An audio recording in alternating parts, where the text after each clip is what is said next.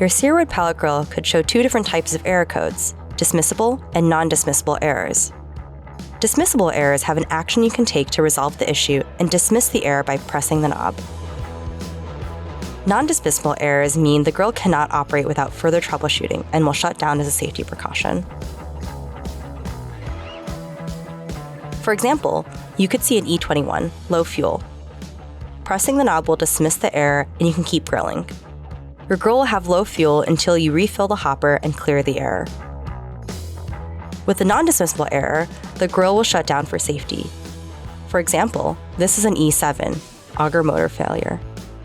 Open your Weber Connect app or scan the QR code in the pellet hopper for detailed troubleshooting instructions. The Weber Connect app or your grill's online owner's manual will show a full list of error codes and resolutions. For more information, visit Weber.com or contact Consumer Care.